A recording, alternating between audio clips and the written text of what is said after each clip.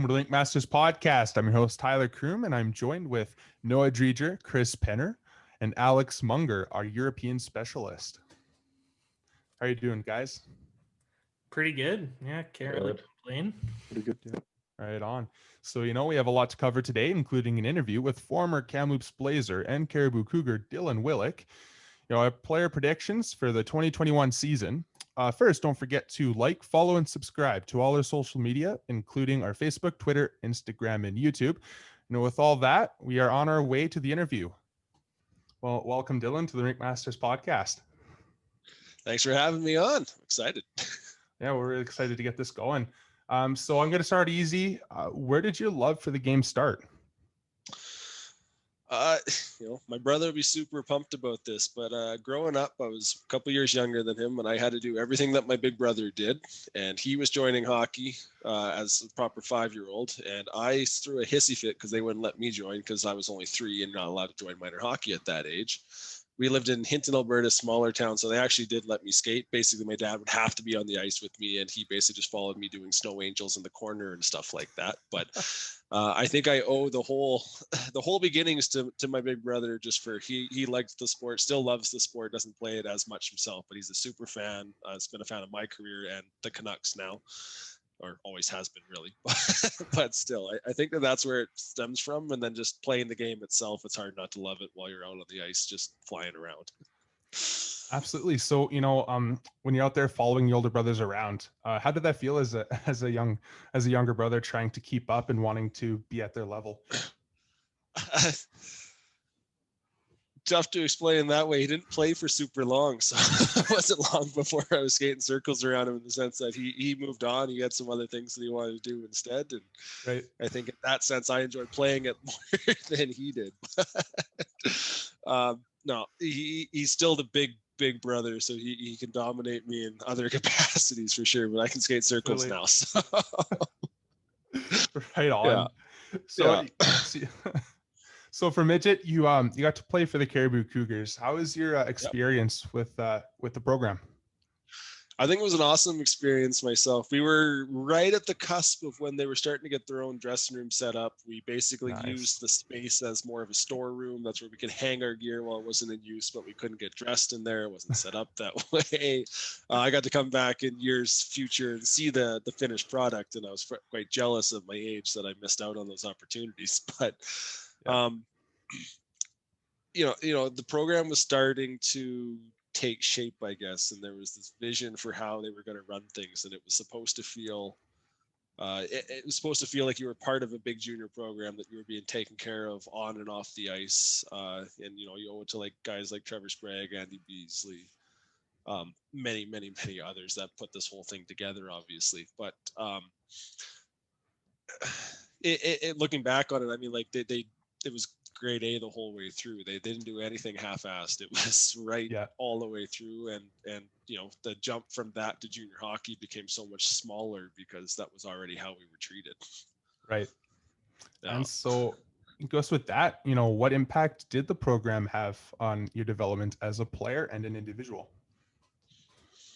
I honestly, in some senses, you owe it more to just as the individual. I think that they instill some hardworking capacity. You have this northern pride of, this is the way the game's played up north. It's hard and tough, and you want to bring that to your game every single night, just to do the North proud that way. I think anybody who's talked to Sprague will agree that that's kind of the mentality there. And absolutely, and I owe a lot of the things that I became known for in the long run to that man, and the way that he instilled things that way. For sure. Oh, definitely. So when it came to your time to play in the Western Hockey League, you got drafted and signed with the Kamloops Blazers. Wasn't drafted by Blazers. Oh, no, not drafted? Just listed? No, I was listed. My draft year, no draft. I got a tryout with Medicine Hat was where I ended up going, and had a great time there, but I was still like 14, 15 or kind of thing, right? Like too young. Right. So that was the end of that. And no, I got listed at the end of my first year. Cariboo Cougars got listed by the Blazers only.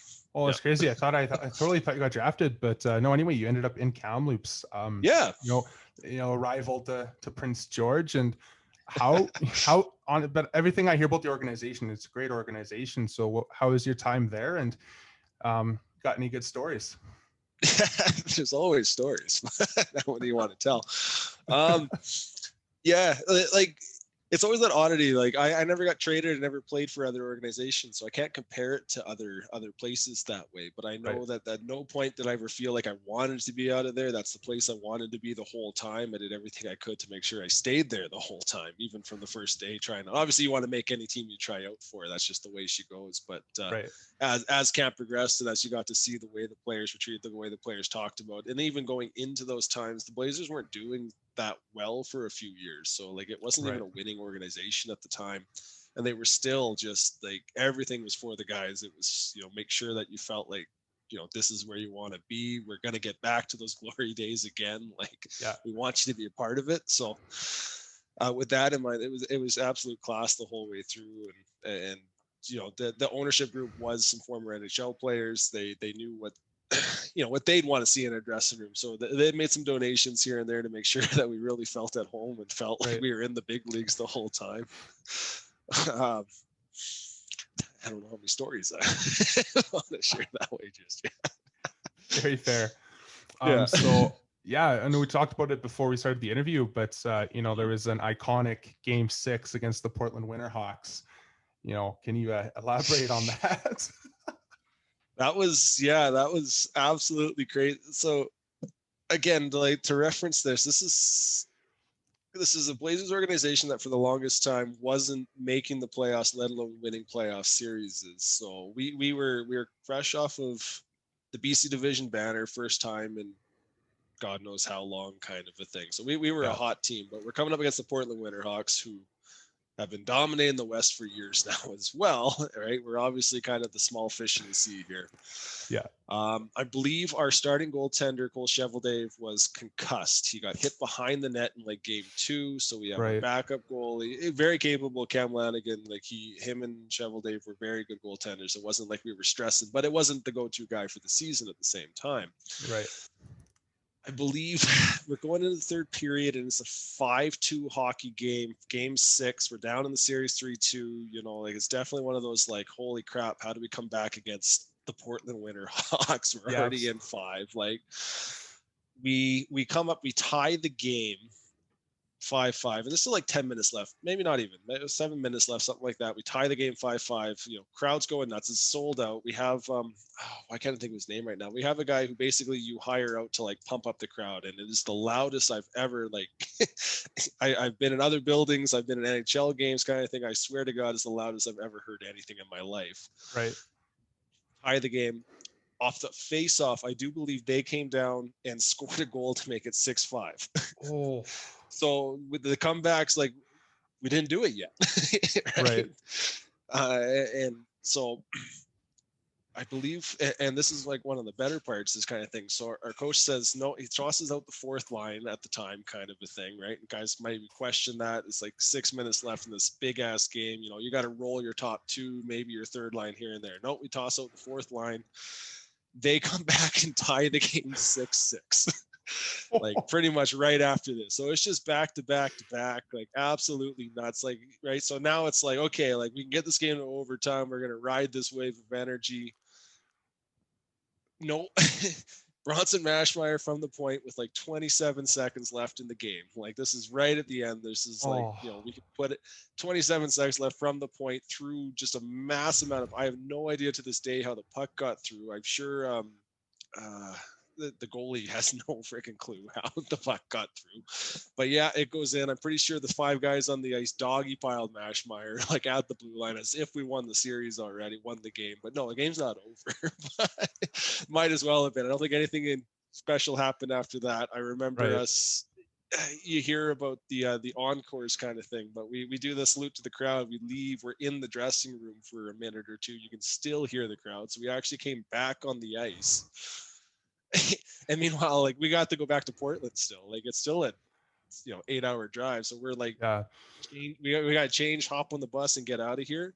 I remember we're leaving. We're on the bus and we're being followed by vehicles honking and hollering. We got like leaving Kamloops. It was an absolutely insane. Unfortunately, of course, we lose game 7 and we couldn't quite make the magic all the way. But that game itself, I've won national championships now, like as well with the University of New Brunswick, and that might still top actually winning a national championship. That honestly sounds like quite a riot. And It's absolutely, it was insane. And that just shows you like where Kamloops itself, like they were starving for that kind of a thing. And then we got that close to giving it to them. And, it's one of the regrets in life, but you could see how passionate they were and how excited they were for that opportunity to see it and to be a part of it. Well, absolutely. And, the Portland Winterhawks, they've been, one of the dynasties in the Western Hockey League too throughout the years. So being able to really have that type of a game against a very well-established organization like that. Oh yeah. There was no panic in their dressing room. They were, like I said, like, for us to come back like that and then them say, no, we're going to take the lead back. They just kept on coming. It was absolutely, it was insane. Well, I had Trevor Sprague on for an interview, and one of the things he pointed out is their puck pursuit in Portland. And I mean, that's the perfect example of that. They just wouldn't stop. No, they were a well-oiled machine. They never stopped coming at you, kind of thing. If you missed an opportunity one way, they had just absolute guns coming back down the other way. So you had to try to play it safe, but at the same time, it was like a running gun game, so you couldn't play it safe. Like it was, that was, and unfortunately, so we lose Game 6 that year, and then of course the next year and make the conference finals up against once again Portland Winterhawks, and we could never break through that team, unfortunately. And so as your career just really progressed on in the Western Hockey League, was there were you aware of any scouts looking at you for the NHL? Was that pro career an option, or was it just looking like you wanted to take it into playing for university? No. There were discussions. I was ranked going into my draft year as well in the top North American skaters kind of thing. I think I was up in the late hundreds kind of a thing. So there was definitely we watched on draft day, and we were hoping definitely wasn't going to fly down to the draft and wait and not see what name get called. But the whole family was around the computer. We were watching, and nothing came up. But about 10 minutes after the draft is over, I get a call, and I was invited to Minnesota's training camp, and not training camp, I guess their summer development camp. And then I got re-invited back to not their training camp, but their pre-camp, bad with names, but the Traverse City tournament. I got to go back with them for that as well. So, there was that going on, which is great. Unfortunately, my 19-year-old season was the lockout year. So basically the only guys who got to go to camp that season were guys who were already drafted, or, maybe some higher end 1920s who weren't signed. But, it felt that close for sure. But I think going into my 20-year-old season, there wasn't that much close talk. So it was definitely coming down to the wire. I was talking to universities and getting ready for that path, which is honestly, I have no complaints about it. I have a degree. I'm actually using my degree right now, as I've basically retired at this point from hockey itself. So I definitely can't fault or be upset with anything on the way that it turned out. Definitely, because you ended up playing for UNB. Like you said earlier, you won a championship there. So what is the feeling of playing college hockey like compared to the Western League? What's the difference? Because a lot of the Western League guys end up in college there, right? So it's honestly, not to take anything away from junior hockey, but it's harder hockey is what it is. You basically when you're playing junior hockey, and you don't realize it until you're one of the big boys kind of thing, but the difference between a 16 and a 20-year-old is actually quite substantial. There's not very many 16-year-olds that can come in the league and really face off against a 19, 20-year-old and hold his own properly. You get to the university hockey, and what the difference in some sense between Canadian and the US side of things is that basically everybody in university hockey in Canada is over 20 years old. We've all played junior hockey until we aged out. Now we're going to university, so we're 20 to 24, 25 years old. We're men out there, as opposed to playing, in that other age group. So, and then, as you said, it's mostly former CHL players or former junior A players, who are just as good at hockey players realistically. There's really not bad, just like there's not that many bad players in junior either, kind of a thing. But it almost surprised me that for the first month I was out there going, holy crap, these are some good hockey players out here. It's that much harder to get any kind of an inch out there either. We play less games, so nobody's tired when you play a game. It's like, the setup where you basically play a Friday, Saturday, and then you don't play again until Friday, Saturday. So even if you get a bumper bruise on the weekend, you're good for the next weekend. So it's a very fast-paced hockey game with very good players, more mature players. And as you can see how they turn out players, like my team alone, I think I can name 15 to 16 guys at this point alone who have gone on to play pro after. And that was more of my core teammates in my last 2 or 3 years. If I'm really thinking about it, I probably got 25 teammates from university who played professional hockey after going to university. Easy kind of a thing. And, a little bit of alumni pride there. UNB does pride itself on turning out more pro players than most other programs, but pretty much any other program in the league can tell you that every year they're turning out at least one or two. It might not be NHL necessarily, but they're turning out pro players. They're going playing other places. I have 3 teammates who are full on signed AHL. One of them's got an AHL NHL deal right now in Washington, Phil Maillet. Like it's not the end of the road by any stretch of the imagination. Murray's playing in the KHL right now. Well, and it's interesting too, because I know recently Luke Philp, he was playing in the college league there, and then he ended up signing with the Calgary Flames, their farm team. And some people are like kind of surprised, but again, like we said, if you're there and you're if you're there and watching these guys play and the way that they're playing, like it's almost a better way for scouts to see how these guys are going to turn out against bigger professional kind of guys, right? Like I recommend at this point, anybody I've talked to who's in junior and debating, should I sign the ECHL or go and play at a university somewhere, I say, like, the ECHL can wait 4 years. Like, go get your degree, go play hockey. You're still playing hockey and developing, and you will sign an ECHL deal when you come out. Like, if you really want one, you'll find an ECHL deal. Yeah, those East Coast teams are always looking to sign. Oh, absolutely, kind of thing. There's a high turnover in that league.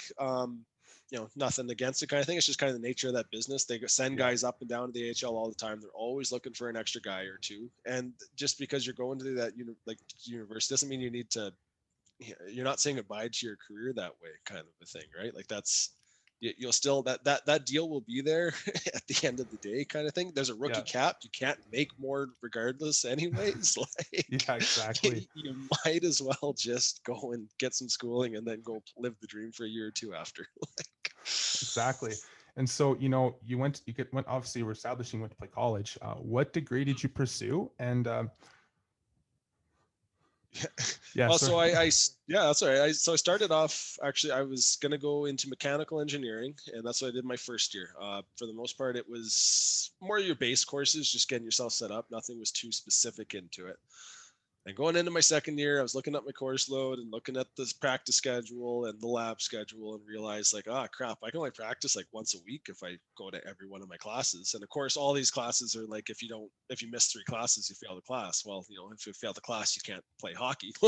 So I had to reassess some things, and I had always been interested in computers as well. So I actually hopped into computer science, is where I got my degree in the end. Oh, nice. Still very mathematically inclined and still very much piquing my interest, but I didn't have as much stuff that conflicted with hockey. Unfortunately, of course, I didn't take any of the first year CS courses. So I ended up having a pretty jam-packed, second, third, and fourth year, where I was taking about 5 classes a semester, trying to catch up on basically all my engineering courses. Became my electives, which kind of sucks because that meant I didn't get to take any, easy elective courses. But yeah, so I have a degree in computer science, and I actually recently got hired. I'm working as a software developer now for a company actually based out of, Houston, so down in Texas. But thanks to the wonders of technology, I can just work from here in Calgary, and it's all good. Yeah, that's really cool. And so this is a very common debate, especially in that junior hockey, right? NCAA, so going junior A, NCAA, or then going the CHL route and then going to play in a Canadian college. So obviously you've reaped the benefits of the scholarship program of the Western Hockey League. So just looking at the 2 options, which one do you think is a better option to take? I mean, it's one of those weird ones because personally, the way that things worked out for me, kind of thing, I have to obviously go straight down the CHLs and be like, you know, I'm living the dream right now, man. Like, I got no complaints. Yeah, I mean, like the WHL, the CHL has its university packages, and to me, the WHL I had OHL and Q teammates and some junior teammates as well. You know, they didn't necessarily have the schooling packages, but the WHL runs the schooling package better than any of the other 3 leagues. It's very much standardized. It's not based off teams. It's decentralized. Like, it's centralized to the WHL handles it. And there's stuff goes on in the background. You have to talk to the owners and stuff to figure that out. But the players are taken care of. I got an email a month before every school year basically saying, send us your information and we'll send them the money that you're owed. Basically, I never had to touch nothing. Whereas I had Q guys who had to like call up their teams and be like, why is my account still bare? Like, I was probably like, oh no, you got traded. It's the other team's responsibility. You got to call them. Like, right. So, and they got it eventually, but they had to work it out, kind of thing. To me, the Western Hockey League handles it better than any other league. It was an easy process. I personally believe that I think sometimes 18 might be too young to be going to university and knowing what you want to do with your life, kind of a thing. I think a lot of people start to agree with that. Going into university as a 20-year-old, 21-year-old kind of a thing, where I was a little older. I knew you've lived a little and you know what you're ready for this and you're ready to take those steps. So personally, it was nice to be a bit more mature going into the classes. And I could see even from classmates who were a year or two younger that they weren't quite ready for it, or they were there just because they thought, oh, I should be at university, I should be here. And they were definitely, some of them might be wasting the time of it. There's always people who they know what they want to do and they did it, and like kudos to them. But you know, when I was 18, I don't think I would have been in the classes and listened the way that I was or studied the way that I did had I been at 18 versus 20. You know, not to say anything away from the NCAA route. It's the same thing. You get an education and you get a good opportunity at professionally playing professional hockey. They turn over a lot of pro hockey players too. So, and then even I have a lot of junior A friends as well who had great experiences with their teams. They were treated great the whole way through. You know, they have great experiences as well, kind of a thing. So all I can say is that personally, the route that I chose was the right route for me. I don't really think there's a bad choice at the end of the day. Like, I think that, I just think that it's like the fact that hockey can give us that kind of an opportunity is just an absolute blessing in and of itself. And to put that kind of like pressure on a 16-year-old almost to be like, you know, you got to pick one or the other. And as soon as you play that CHL game, you know, there goes your NCAA. Like, you know, I remember being in the dressing room giving snaps for every 16-year-old, right? You know, like, say that, tell that scholarship goodbye, man. You're not going now. Just the rules and regulations kind of a thing, right? And it's the running joke. And at the time, you know, you might not know exactly what we're joking about there, but I firmly believe that if you're talking to one and they're that stressed out about the decision, like I think that it'll turn out great for whichever way you go, kind of thing, as long as you're willing to dedicate yourself and put that time and effort into it. Yeah, no, I definitely agree. And so you ended up playing this like before you retired, I guess, from hockey, you were playing over in Poland. Yeah. So, I mean, I don't know much about European hockey. So how was the experience playing over in that market? Is it different than North America? What are the... There's always differences, kind of a thing, right? It's just, and that's my coach kept saying. I had a Canadian coach and he had coached in Italy the year before, and he was an assistant coach there. And this Polish team, he had a Polish passport, which is how that started off, right? And I remember every conversation I had with the guy on the phone. It's Poland, man. It's different. You know, you kept trying to really make sure I was ready, like, you know, not be culture shocked when you show up and this is the way that it's handled. Because I mean, to be completely honest and fair, kind of a thing, nothing against the organization or Poland itself. They did everything they could in the way that they did. The Cariboo Cougars system itself, the dressing room and how they handled things was still better than how this professional hockey team handled things. I went into hockey games with one stick. If I broke my stick, I would not have a stick for that game, right? And this is because the store was closed on Sunday. We couldn't get another stick for the Sunday game, right? If I broke the stick on the Friday, Well, now the store's closed on Saturday and Sunday. I can't get you another one until Monday, right? And we didn't have like a spare stock. We only pay for what we need at the time. So if I broke 2 sticks on the Friday, I only go into a game with 1 stick. It's too bad, right? And that was just normal. That's just the way that it is. That's the way that they've always done things, right? I have other teammates who are right-handed. I could steal one of their sticks. It'll be fine, right? I played for a smaller market team out that side as well. So there are some differences there. And, but overall, I mean, like the fans themselves, like, fans are fans. They love their team. They love the sport. They're absolutely, they're passionate people kind of a thing. They might not understand the game the same way maybe some of our fans here might do, but after every game, you're sitting there and we do it like, we bump hands with the teammates. Don't really shake hands necessarily, but you bump hands with the teammate or with the other team. And then we'd all line up at center, and there was a chant that the whole stadium would do. So the fans, win or lose, would all stick around and we do this big, like, hey, pod hele chant kind of thing where they got the drums just a beating and, like, they got loud. Nice. And a small town, so I'd be at a restaurant and somebody would come up. I don't really speak Polish very well, but they tried to speak some English. I tried to speak my Polish to them, but you were recognized around the town. Like, they loved their team, they loved the game itself, and I had a great experience over there. But at the end of the day, they ended up getting rid of the Canadian coach, and I didn't think I'd be completely comfortable going over with a Polish coach and being the one who was kind of on the outside looking in that way. Because I remember one of the things being in the dressing room for the first time, and I showed up a little bit late. We had some passport not issues. They didn't realize that I would need to have a work visa to go over there. They thought it was all fine and dandy. I'm like, no, I need a work visa. Like, I'm going to work in Poland. Right. They had never done it before. They only just really opened up the door to imports that season. So like the small team just thought, no, it's fine. Like, you can come on over. It's Europe. You're Canadian. It's fine. And you're like, no. You can have other Europeans. You can't have Canadians that way. So I had to do all the research. Of like, basically I got told like a week before training camp, I got a call saying like, hey, we can't bring you over. Like, and the coach is like super like apologetic. And he's like, here's my agent. Like, he's going to try to get you a different job lined up. 2 weeks later, he's like, I got nothing else going on. So he's like, well, do you know how to get the visa? I'm like, I've looked into it. I know how to do it. You guys just need to pay for it. He's like, oh, okay. And we got it done. Right. So I showed up late, but I remember being in the dressing room, and there's a Canadian coach who speaks English, and half the dressing room can speak English. There's a few guys who do not speak English. They're Polish or Slovakian. Like, they don't speak English. So I remember being in the dressing room, coach is talking to us in English. I understand all of it. And you can hear people just whispering and talk, like, not even whispering, they're talking during this meeting. And to me, it was just like, the coach is talking. Why the fuck are you talking? Right. Come to realize that he's translating for the 3 guys sitting next to him. So while my coach is saying what's going on, right, there's a guy sitting there, the goalie actually is sitting there, and he's speaking in Polish to the guys next to him, explaining what the coach is saying as he's like basically translating as his. So bit of a, like, not culture shock, but it's just like sitting there like, oh, this is different, man. Like, yeah. Right.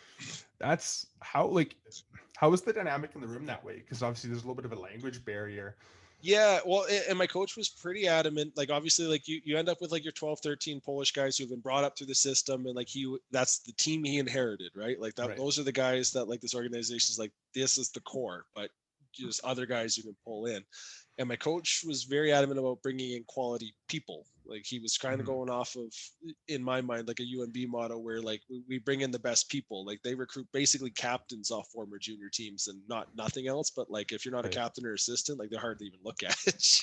Right? Oh wow! Because they want the best people. Like, the players will be players. They want people who want to win and can get along and just be the best people, right? So he was kind of going off that mentality where if I bring in the best guys, like, they got to be pretty easy-go-lucky kind of thing, but they're hard in the right spots and they can take abuse, but they, they're good to each other. Right. So the dressing room, like, we had awesome guys in the dressing room kind of a thing. We got along, like, we'd go to the bars together. We couldn't really talk to each other necessarily, but some universal languages there. Like, my 2 wingers, I had Emil Schweck, who awesome guy. He was the Duja Schweck, or Big Schweck was the nickname for him. And Richard Jensik. Jensik did not speak any English. Schweck didn't speak English. By the end of the season, he did. He tried to learn English, but I had my 2 wingers I couldn't talk to. Wow. right? Like we would sit there, we'd be after a shift, and be trying to explain stuff, and I'd be like pointing, being like blue line, like, you know, over there, like then trying, and then Jack would be trying to translate for Jensic, who also, like, they're different countries, but they speak similar languages, so the translation just never went over properly. But we got along really well. We were super like Oh, wow. chatty as could be when you don't speak the same language, but like Right. we did have an awesome dressing room, so it wasn't awkward being in there at all. They were super friendly. As soon as I got in there, I didn't feel unwelcome. You know, they wanted it to be the best experience possible for everybody. So I got very fortunate, and I have a lot of, like, obviously great memories, some not great memories, as, like, you know, stuff happens kind of a thing. But, you know, it overall, I really enjoyed my time there. And I think, you know, COVID definitely made you reassess some things that way. And there's questions of whether some leagues would even happen. I know the EIHL, I have friends who had signed like a month before, like, no, we're suspending the season. So they all had to scramble and find other contracts. Like, right. And some guys couldn't find It's a very saturated pro right now. And a lot of guys basically got kicked off, lost jobs because there's just too many players, not enough teams. Right. I know that. So even in the Polish league right now, they're signing like KHL guys. Gilbert Brulé, like one of the, you know, like, he's a recognized name in and of himself. He just signed one of the Polish teams right now. Oh, wow. Right. Like the league itself is picking up a lot of high-end players. They have a few former first-round NHL draft picks playing this season. Like, it's actually like, and that's not so much a sign of the league itself. It's just a sign that they're a league that's playing, and players need to go somewhere. So like they've just been able to find a better caliber of player. Right. Just the way she goes kind of a thing, which is awesome in and of itself too, because it was a good league. Well, and it'll be interesting to see, right? Because like you mentioned, you know, obviously teams aren't playing this year, some leagues aren't happening, so that the talent pool is kind of dwindling itself down. So a league that maybe can't pick up these guys in a regular year, well, like Brulé, he's playing over there.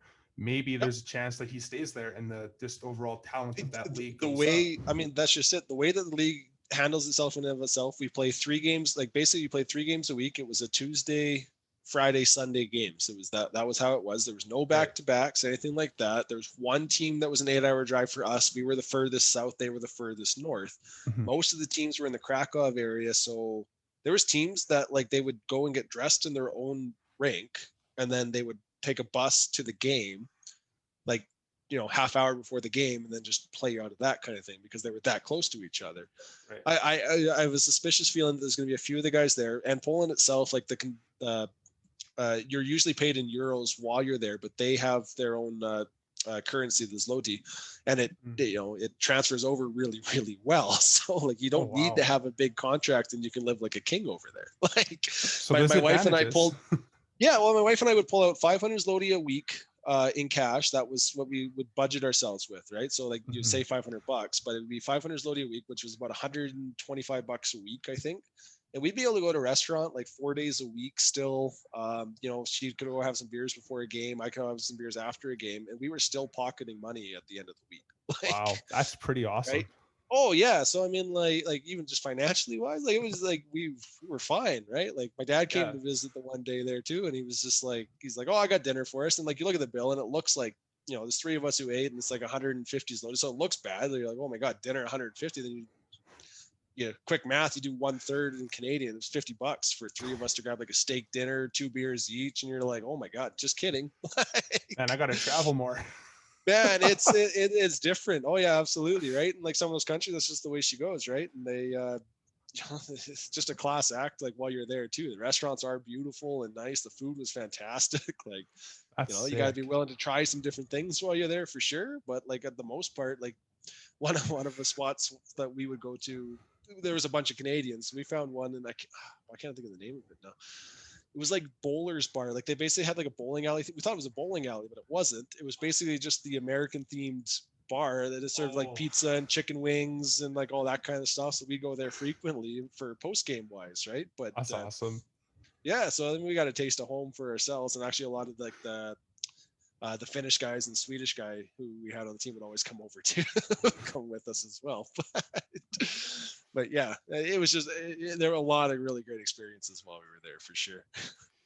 Honestly, like, you get to meet, you probably also obviously get the chance to really meet some pretty interesting people from just other parts of the world as well. Do you keep in touch with any of your former teammates? And Oh yeah, yeah. Like I said, I was speaking to Sam. So I mean, it's his birthday today. Oddly enough, he's one of the Finnish guys that we had there, and him and his girlfriend would come and visit fairly frequently. But it was always funny because they're basically, if you're ever in like, so a lot of the conversations would be, we're amongst different nationalities, so we'd always be debating whose country was the best, right? So we'd all be explaining why our country was better.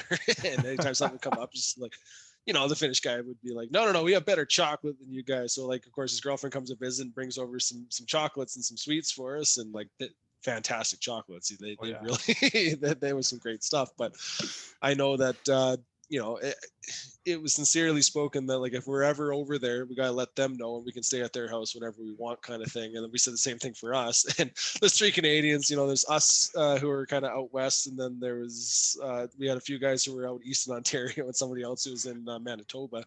And we're all like, yeah, if you're ever in Canada, you stay at our place. Like, well, how would we choose? We're like, well, basically, depending on where you are, because you're not going to like start at my place and then go and visit him. Like that's you're traveling for 2 days to get there. And he's just like, what do you mean? Like, what? Right? Like the reference frame for how long it takes to travel places, like there was no reference there. But I know for sure that some of those guys, like most of those guys, they were very sincere in that, I wished him a happy birthday today kind of a thing. They caught up that way as well. But it was nice that the language barrier between some of those guys, they learned English growing up, so it wasn't so bad. They could hang that way. But I still get photos and Instagrams from the dressing room for some of the guys that are still there as well. So like, I still know what's going on. And that's sometimes the best part about being part of the locker room and being with the boys is that, like you'll always have them, and, you'll always get a call if they're in the area or something happens that reminds them that you'll get a text pretty quickly. So that's really cool. And do you think, maybe in the future, once COVID blows over, you think you'll like get back into it, or are you kind of done with that part of your journey? As far as professional goes, I think I'm done with that journey. I know my coach from last year, he's coaching down in he's coaching the Greenville Swamp Rabbits this year, and he called me 2 or 3 times this summer trying to see if he can convince me to come on down, because they were for sure playing right down there. There's no rules. You wouldn't know COVID's a thing. So he's like, it's happening. I haven't really been on the ice much this year myself. I definitely done some pickup games back in Kamloops when I knew a few more. I have like Marcus Beasley's here in Calgary with me, and he's got a few connections to find some ice time as well. But if I'm back on the ice, it'll be in a men's league somewhere or some pickup games, more just for the fun of it, to get back out there and feel it again. But I think I'm ready to turn the page and start moving on a little bit as well. Absolutely. Obviously, for players that are looking at options, going forward, whether they want to go to play college route or to pursue a pro career, what would your advice be for them? I mean, obviously, the dream is to play professional hockey, and having lived a bit of the dream, I wasn't quite all the way up to the show necessarily. Went to the training camp, and let me tell you, like, there's nothing like it. Yeah. Even just in the training camp, being an unlisted, just I'm here as another body kind of a thing. They treat you like gold while you're up there, right? You get it all. There's a fridge with whatever Gatorades or whatever else you want, kind of a thing. You broke a stick. Here's 3 more. You never want to say. You never want to walk away from that or say no to that. You definitely want to pursue that as far as you can. But there's also that point where you need to be a little realistic and decide, if the debate between going pro and going school is like, should I sign this NHL contract or go to school? I'd say sign the NHL contract, right? Right. Maybe even AHL. But like I said earlier too, I mean, if you got an ECHL contract coming at you and they're trying to convince you that this is the best route, you're one step below the AHL. I'd say go the school route. I think you need to invest in yourself as well. The ECHL will be there at the end of the year, unless you just an absolutely dog for the 4 years that you're playing the university, or even the 2 years. I mean, there's guys who they'll do a couple of years, realize school's not really for them, but at least they know for sure that wasn't the case, and there will still be contracts, and you can start moving up through the ranks that way as well. Mm-hmm. My one experience in the coast that way is more or less I found that if you weren't already kind of in the system with some teams, you got to be an absolute standout in the ECHL for those AHL teams to really start to notice you. I found, Right.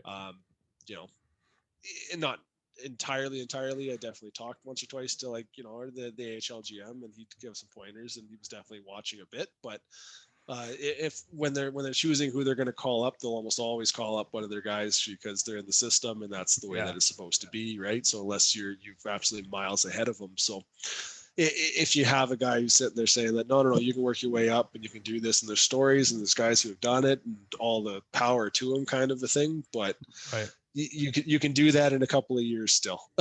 My recommendation always, like I said, I'm talking to some younger kids, talking to junior kids who are preparing to make that next step, will always be, go the university route, get your education, keep playing hockey while you're doing it.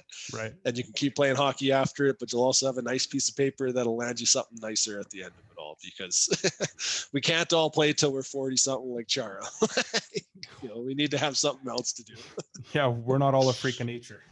No, we're not, right? There's stories of that freak in and of himself, but no. At the end of the day, the body wears down a lot faster than the rest of us does. So, even myself, I'm definitely, I've been feeling it too. So I'm happy to be sitting in my office chair for a bit, having had the opportunity, and now I know that I'm definitely ready to move on, and I'm very happy, and I'm happy with the fact that I gave it a go. I had my opportunity. I get to say I was a pro player, but at the same time, I'm now happy that that's something that I've done. Oh, definitely. That's really well said. And I think with that, we conclude our interview. Thank you for joining me today. Hey, absolutely, man. I had a blast on it. So yeah, no, it was awesome. I love your energy. Thanks. And that was our interview with Dylan Willick. Thanks, Dylan, again for coming on. It was, you brought great energy, and I hope that our viewers enjoy it. And let's get on to the content. I pulled up a list of a bunch of the awards. So I guess we don't have to all answer for each of them, but we'll just try to get through as many as we can here. So for the Hart, who do you think is going to be the most valuable player this year? I'm going Jack Eichel, Buffalo. That's a good pick. That's who I'm going with for the Hart. Man, see, it's tough because there's quite a few players that could contend for it, but it's all going to ride on how their team does. I want to say McDavid, but no, it doesn't matter what McDavid's doing. The team is still starting to struggle. For a second, I thought you were going to say Stützle. I want to say you're obsessed with them. I want to say Stützle. I will say Stützle could very easily win the Calder, but I mean, Lafreniere, if he heats up, he's in the conversation. Like Chris said earlier, Kaprizov is leading that right now. But I'm gonna say whoever's gonna win the Hart is gonna be whoever wins the Art Ross, unless it's just a really crazy circumstance. I think they've gotten way too connected recently. I don't know. I just think that it's become too much. Just who has the most points? Here, have the Hart. Well, I think if Stamkos stays healthy for all 56 games, I think he could win it. So I would agree. Yeah. So outside of Jack Eichel, I'm gonna have to go with Steven Stamkos. I like it. Some unorthodox picks. Art Ross, who's going to get the most points? That's a good question. I honestly can't tell you. I'd want to say probably McDavid, but there's a lot of good top lines this year that could have some real high point scorers. So yeah, I normally would say McDavid. They've got some good goalies they're going up against in the North Division, so I might stay away from McDavid a little bit and maybe go for one of Jack Eichel, Taylor Hall. They could absolutely light it up, I think. Yeah. As much as Buffalo, I don't think Buffalo is going to do make a big deep run in the playoffs. They could really, have some top point scorers for sure. Yeah, I'd have to agree with that. Yep, that's fair. Calder. I think this is going to be a really interesting conversation. I think there's going to be some good European competition up there. So Alex, who do you have competing or winning the Calder. I mean, Best rookie. it's hard avoiding saying his name again, but I think Tim Stützle. yes. Well, if we're going European, of course, because I mean, like, if you're looking at any other country with their top guys, I don't think any of them really compare for in terms of rookies, at least. You know, looking even as much as I say Louis Starinen is pretty good, I don't think he's as good as Stützle. I think no matter what, he's probably he's like the best European candidate, I can say with certainty.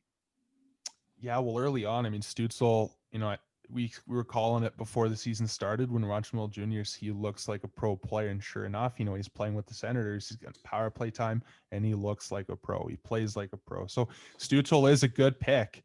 I was But going to say again, Kaprizov. well, and I was just going to say we can't ignore Kaprizov either. It's And gonna. is it Samsonov who could still win the Calder this year, or is it No. Shesterkin? It was one of those two who could still win could still be up for the Calder this year. It's One of those goalies. Shesterkin. Yeah. But I think it's, for me, I'd have to flip a coin between Kaprizov and Stützle. I think both those guys are going to be very close in that race. I mean, Yeah. Kaprizov, after all, is the leader in Russia, and like Russia's already known for having some of the world's best hockey players. So, I mean, if that's the best of the best that Russia can bring, then I think he'd be definitely worth worth saying that he is the potential. Yeah. Absolutely. So Norris Trophy, best defenseman. Anybody stand out? That's another good one. The I think silence is resounding. There's a lot of guys. I think you go with Victor Hedman, Roman Yossi too. I'm sure he'll have another good year. I would like to look out for Dallas when they start playing Mira Heiskanen. I think could make a run at it for sure. Those are kind of my top three kind of guys to look at it. Also, John Carlson too from Washington. Do you think John Carlson is a bit overrated in that conversation? Maybe because of the kind of points he puts up, yes, but I still think he's one of the better defensemen of the game. Yeah, that's tough. Like, because okay, you know, Yossi and Hedman, they're always like guaranteed to be in the conversation, right? They're the obvious pick. And yeah, I'm trying to think of a guy that could kind of be a sleeper. And I mean, if I pick Heiskanen, I look like such a homer. So I'm glad that you picked Heiskanen. Yeah, that Stars banner in the background is really helping your cred with that Heiskanen pick. Yeah. Yeah, I don't know who else could really be in the running for it. I mean, I think it's going to be surprising. Like, if LA can put together a good season somehow, Doughty's going to be up in that conversation, right? Like, you just know he will be. I think that's just the case with some of these teams. Like, if they play really well, their top defensemen are going to be in the conversation. Like, if Vegas has an amazing season, Pietrangelo could be up in that conversation. I was just going to mention him. Yeah, Pietrangelo's a guy that we kind of just haven't talked about.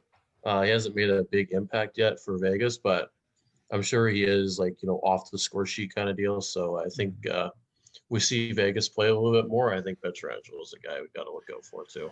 Well, and I also wonder if a guy like Cale Makar can play himself into that conversation as well. And same thing potentially with Quinn Hughes over in Vancouver. I mean, they were excellent last year, and you know, both seemingly seem to be building off of what they did. You know, so they could be kind of dark horses to take this as well. All right. Next trophy I have up on here is the Selke. And let's see, because, you know, we can be idiots sometimes. We forget what things mean. Let's just pull it out. Best defensive forward. Yes, yeah, that's a good call. This is one of the trophies I think about so often, because every year it's a gosh dang center that takes it. When is Mark Stone gonna get his name called to win the Selke? But don't you know he's way overrated according to a bunch of fans? I don't believe it. I think he definitely deserves to be up there for that. Mark Stone is one of the best defensive forwards in the game, and I've had him as my pick for the last 2 years, and he's been passed over. I think he might not get picked because he's a winger, but I have to pick Mark Stone. Yeah. Yeah, no, Mark Stone's a good pick. Obviously, you can't look over Ryan O'Reilly, Sean Couturier. I think are a couple good options. I don't know where else to go with this. Elias Lindholm for Calgary is a really good defensive center that not a lot of people talk about. Plays on the penalty kill and all that stuff. So I think he's another guy you can look out for. Probably won't win it, but he's obviously a guy I watch a lot and notice his defensive game. So those are probably my three, along with Mark Stone too. Mm-hmm. Yeah. I was just going to say, I think it partially will depend on who's playing well. Especially in the league this year, I think it's going to be really just kind of goes in flashes. So, for example, if the Canucks can turn around, Bo Horvat could find himself in that conversation. Yeah, Right? Like, he's excellent in the face-off circle. He's one of the best. Like, even tonight in the game, like, they had a pretty rough game, but he was still the best face-off percentage in the league. Well, yeah, and he's very strong defensively. Well, exactly, and that's just it, right? So, like, if the Canucks can turn around, Bo Horvat could be in that conversation. So I think that's just going to be the tricky part is it's hard to predict when it's hard to predict what the standings will be, right? Because I think that will be who determines it. Whichever team gets the most success, their players will generally be up for more of the awards. Absolutely. I'm kind of itching to get onto the Vezina. Oh yeah, let's do the Vezina. Let's do that one. Oh. Go, Tyler. You've been itching to. I was waiting for you to say something, but then you just didn't. That was awkward. So for the Vezina, I want to see if someone wanted to chime in. I know me and Chris talk about goalies pretty frequently. So yeah, no, Tyler, go for it, man. You can start her off. All right. So, I mean, obviously, I think Hellebuck's going to be up for that conversation again this year. He's looking excellent. he's looking excellent this year. I mentioned it early on to Noah, and this is my dark horse pick for the Vezina this year, and that is Mackenzie Blackwood for the New Jersey Devils. With an improved defense there and the team taking steps forward, if Blackwood can remain consistent, I think he could play himself in the conversation 100%. Those are kind of my picks. I think Markstrom potentially for Calgary as well. That's probably a safe bet. And Carey Price. Those are my picks for Vezina this year. Those are the guys that I've penciled North on. Division. I think for my top three, I'm going Carey Price as one of them. I think he's looked absolutely fantastic so far for Montreal. Oh yeah. And if they have success too with team success, I think he plays himself right into it. Jacob Markstrom's looked extremely well so far for Calgary. And I think I'm going to go with Carter Hart. I know Philadelphia didn't have a great game today against Buffalo, but I think Carter Hart's another guy who could run himself into the Vezina too. Definitely. I mean, I think the thing that stands out to me about Carter Hart is, I mean, Philadelphia has been a goaltending graveyard. If we're honest, I think the only other place that would be Calgary since Kiprusoff left. I could think of.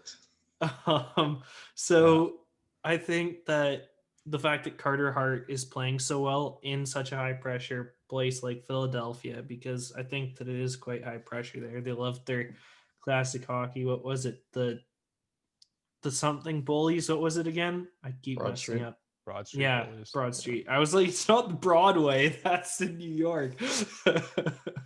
But yeah, like, I don't know. I think Carter Hart's right up there. I have Carey Price and Hellebuck too. I mean, there's so many good goalies now. I mean, I think it's just hard to really pick out of that.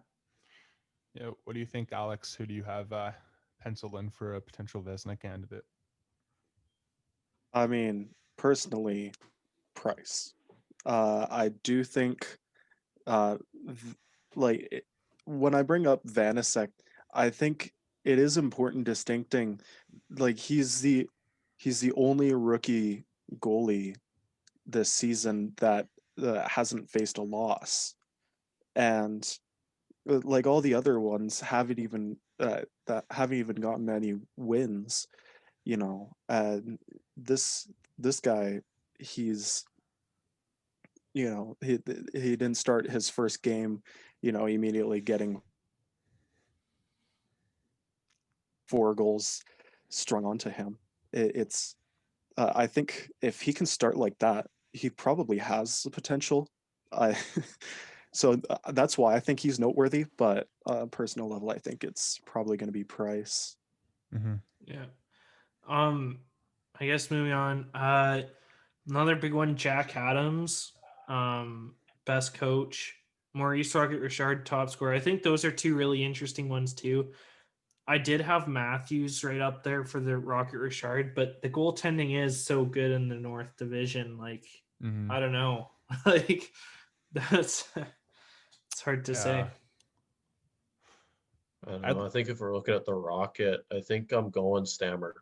I think if he brings it back to his old self, stays healthy, if those two things happen, Yeah. I think Stammer's a walk for the Rocket this year.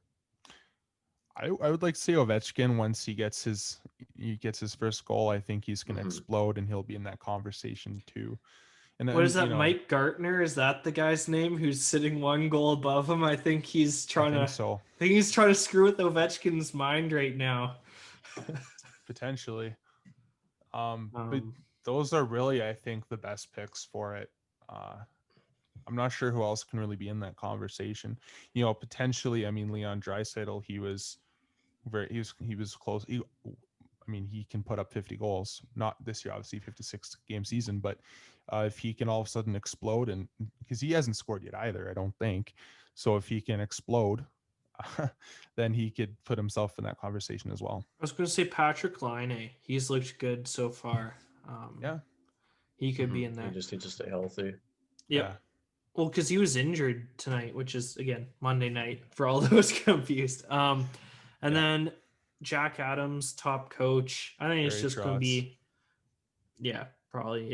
If the Islanders can play well, it's going to be Barry Trotz. Well, because like even early on here, I mean, they haven't had a great offseason, right? They lost quite a bit, and they're sitting third in their division. Like, yes, it's early, but they've been playing excellent, and they've had 2 shutouts.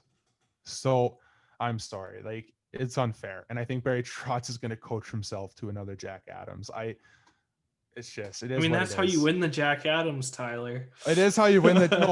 No, I know that's how it happens. But I just think it's unreal that he's able to take mediocre rosters and make them look that good. How did Washington let him go? I still can't believe that. But they just, up until now, they didn't like paying big for coaches. Yeah. All right. So I think that's pretty much all the awards that we can cover tonight. So, Tyler, why don't you wrap up? All right. Well, thank you everyone for joining into the RinkMasters podcast. If you liked our discussion, we'd like to hear your guys' picks for each award in the comments below. So feel free to drop a comment. We'll respond back, and we hope to see you next week.